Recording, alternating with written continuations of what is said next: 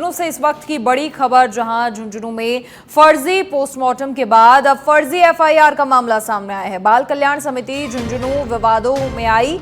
POCSO मामले में दर्ज करवाई थी एक एफआईआर। नाबालिग बोली खाली कागज पर साइन करवाए थे। समिति का काम पुनर्वास का, पर पॉक्सो के मामले दर्ज करवा रही।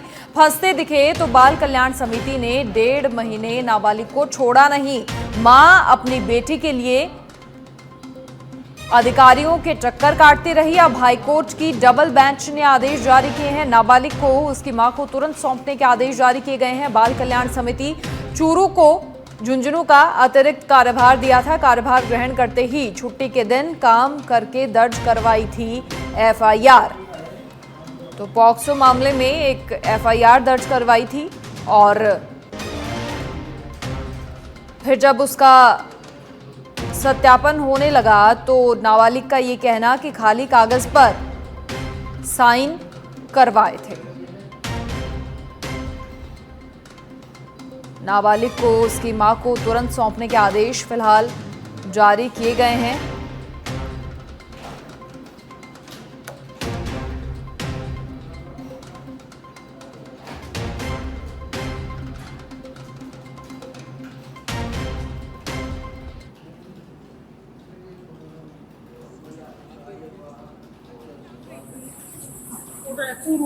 बर्बादी का तो सोच रहा है। तो मेरा घर भी बर्बाद हो और मेरे खेत में भी नाच खिंड डोल लियो कई दिन तक और मजदूरी करी है। सब कुछ लाई हूँ हाई कोर्ट में से। जब मैं बेटी लड़की को उनकी क्या कार्रवाई हो चाहिए गाँव 2 बार आई, एक दीपावली पर एक उनकी छुट्टी थी, इतना दिन छुट्टी पूरी होता है बाद वह बोली कि जो मनोज जी के पहली बार आई, जब बोली मनोज जी के खिलाफ जो बयान दे रखा है वह पलट दे, इनको नाम देते। हाँ, दूसरी बार आई जब बोले कि एक एफआईआर लिख दे तू, और मैं पूछी थी पर वह बोले कि है ना तो बयान चेंज कर दे, वो छुट जाती। राजेश देवी, रुपया बानो और नरेश बालोटिया और किशन वर्मा और सभी। पहली बार बात करी थी जब बोली कि आप घर जाना चाहते हो। हाँ, मैं घर जाना चाहती हूँ, मेरे को भेजो। क्या आपको डराया धमकाया और बयान लिया आपके? नहीं तो मेरे कोई बयान नहीं लिए, डराए धमकाए। पुलिस वाले जरूर लेके जाते थे पर कोई किसी ने नहीं डराया धमकाया मेरे को, मैंने ये बोला था। और दूसरी बार उन्होंने बात की थी 11 अक्टूबर को, तो उन्होंने बोला कि है ना तो इनका अधिक जानकारी के लिए सहयोगी सुजीत शर्मा फोन लाइन पर जुड़ गए हैं। सुजीत, क्या कुछ ये पूरा मामला है? पहले फर्जी पोस्टमार्टम का मामला सामने आता है, अब फर्जी एफआईआर, बाल कल्याण समिति भी कहीं ना कहीं सवालों के घेरे में इस पूरे मामले के बाद। जी मनीषा, बिल्कुल आपको बता दूं कि झुंझुनू में फर्जी पोस्टमार्टम के बाद अब फर्जी एफआईआर का मामला भी सामने आया है। बाल कल्याण समिति झुंझुनू है वो विवादों के अंदर आई है। पॉक्सो के मामले में एक एफआईआर दर्ज करवाई गई थी जिसमें नाबालिग ने कहा कि खाली कागज पे साइन करवाए थे, उसके बाद ये मामला दर्ज करवाया गया। समिति का काम होता है वो पुनर्वास का होता है, पर पॉक्सो के अंदर एक मामला दर्ज करवाया गया। साथ ही साथ आपको बता दूं कि बाल कल्याण समिति झुंझुनू है वो इस पूरे मामले में फंसता दे 1 महीने तक इस नाबालिग को छोड़ा नहीं है।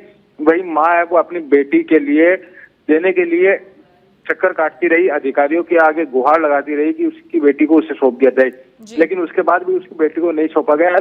आखिर के अंदर हारकर वो माँ है वो हाईकोर्ट की डबल बेंच के अंदर गई थी। वहां पे डबल बेंच ने एक आदेश जारी करते हुए नाबालिग को तुरंत उसकी मां को सौंपने के आदेश दिए। उसके बाद नाबालिग को उसकी मां को सौंपा गया। वहीं आपको बता दूं कि बाल कल्याण समिति चूरू है उसको झुंझुनू का अतिरिक्त कार्यभार दिया गया था। कार्यभार ग्रहण करते ही छुट्टी के दिन यह मामला दर्ज करवाया गया था, पूरी एफआईआर दर्ज करवाई गई थी। बड़ा सवाल ये खड़ा होता है कि छुट्टी के दिन आखिर ऐसा मामला क्यों दर्ज करवाया गया? लगातार बाल कल्याण समिति है वो सवालों के घेरे में। जी चलिए, शुक्रिया सुजीत जानकारी साझा करने के लिए आपका। तो बाल कल्याण समिति झुंझुनू विवादों में आई है। आपको बता दें कि नाबालिग बेटी की सुपुर्दगी के लिए 1.5 महीने से बाल कल्याण समिति झुंझुनू, जिला कलेक्टर और बाल अधिकारिता विभाग साथ ही एसपी के चक्कर लगा रही थी इस नाबालिग की मां, और आखिरकार फिर हाईकोर्ट ने जब दखल किया तो अब न्याय मिला है। नाबालिग जयपुर के आश्रय गृह में थी। नाबालिग की मां 14 अक्टूबर से बेटी की सुपुर्दगी के लिए बाल कल्याण समिति के चक्कर लगा रही थी, लेकिन सुपुर्दगी देने की बजाय नाबालिग को पहले बीकानेर से चूरू, बाद में चूरू से जयपुर के आश्रय गृह में भेज दिया और तब नाबालिग की मां ने हाईकोर्ट की शरण ली और हाईकोर्ट के आदेश पर नाबालिग को मां को सुपुर्द किया गया। आपको बता दें कि बाल कल्याण समिति झुंझुनू के अध्यक्ष और जो सदस्य हैं उनका कार्यकाल 5 अक्टूबर को समाप्त हो गया था। 9 अक्टूबर को बाल अधिकारिता विभाग ने चूरू की बाल कल्याण समिति को झुंझुनू का अतिरिक्त कार्यभार दिया और 10 अक्टूबर को चूरू बाल कल्याण समिति ने कार्यभार संभाला। नाबालिग ने अपने साथ हुए अत्याचार को लेकर शिकायत की थी और बच्ची को न्याय दिलवाने के लिए उसकी सहमति से एफआईआर करवाई गई थी, ऐसा बाल कल्याण समिति का कहना है। लेकिन नाबालिग से फिर वापस जब बातचीत हुई तो उसने अपने बयान में कहा कि खाली कागज पर मेरे सिग्नेचर करवाए गए।